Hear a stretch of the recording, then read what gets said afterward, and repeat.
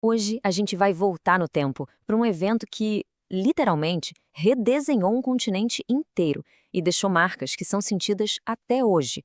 Vamos falar da Conferência de Berlim, lá de 1884, aquele momento em que as potências europeias, sem cerimônia nenhuma, fatiaram a África como se fosse um bolo.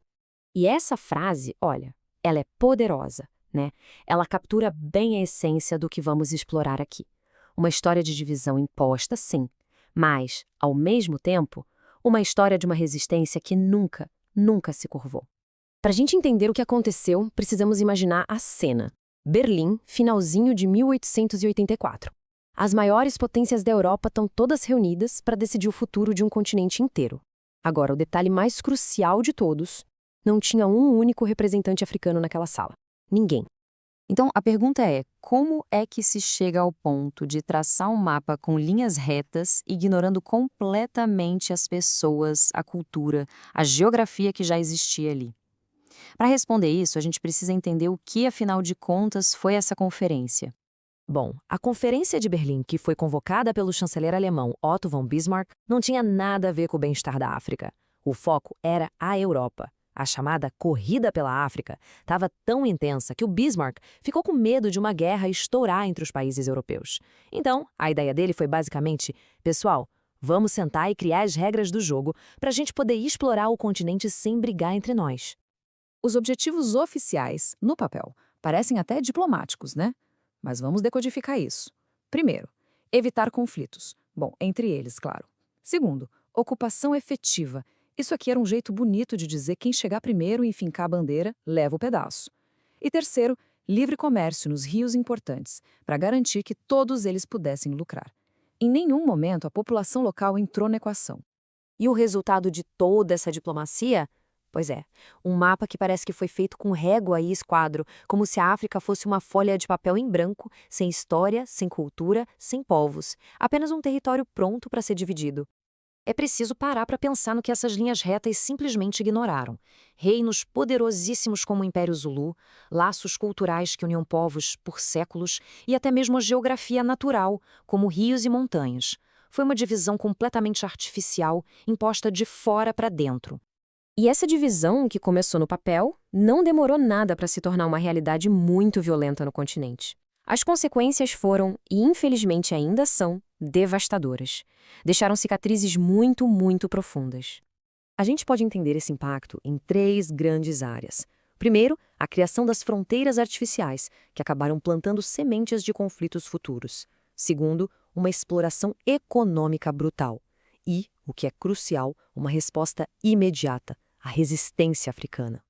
O ponto-chave é o seguinte: ao forçar etnias que eram rivais a viverem juntas no mesmo território e, ao mesmo tempo, separar povos que eram irmãos, essas fronteiras criaram focos de tensão que explodem em conflitos até hoje. O Sudão é só um dos exemplos mais trágicos desse legado. E, ao mesmo tempo, a colonização funcionou como uma máquina gigantesca de extração de recursos. Riquezas como borracha, diamantes, ouro, tudo isso era levado para a Europa, muitas vezes com base no trabalho forçado. A África enriquecia a Europa enquanto era impedida de desenvolver a própria economia. Mas olha, essa história não é só sobre dominação, longe disso. Agora, vamos focar na resposta africana a tudo isso, porque a luta pela liberdade é, sem dúvida, a parte mais poderosa e inspiradora dessa história. A resistência aconteceu de muitas formas diferentes. Teve a luta armada, claro, com guerreiros do Reino Zulu enfrentando de frente exércitos europeus. Teve a resistência cultural, onde manter as tradições e as línguas vivas já era um ato de desafio. E mais tarde vieram os movimentos de libertação organizados, que lutaram pela independência no século XX.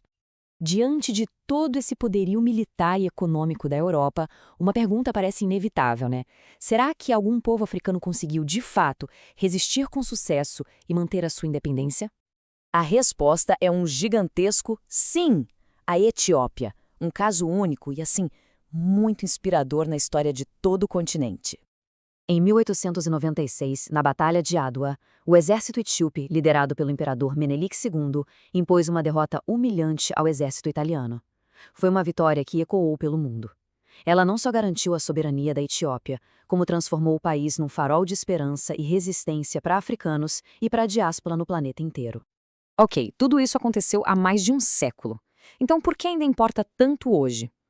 Porque as linhas traçadas naquele mapa lá em Berlim ainda definem a política, os conflitos e a vida de milhões de pessoas atualmente. A pergunta fundamental que a gente precisa responder é: de que forma aquelas fronteiras artificiais desenhadas lá em 1884 continuam a afetar a África hoje em dia? O legado é bem direto e infelizmente doloroso. Essas fronteiras servem de combustível para conflitos étnicos, como a gente vê no Sudão e no Congo.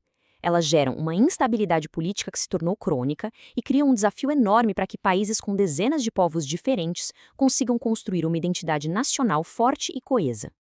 Então, para ficar bem claro, a Conferência de Berlim não foi um acordo diplomático qualquer, foi um ato de violência geopolítica, com consequências que duram até hoje. Mas como vimos com a Etiópia e tantos outros exemplos, a história não se rendeu a isso. A história não termina aí.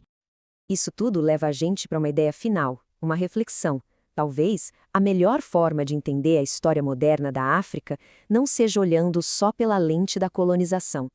Talvez seja a hora de contar essa história como ela realmente é. Uma longa, contínua e, acima de tudo, inspiradora história de resistência.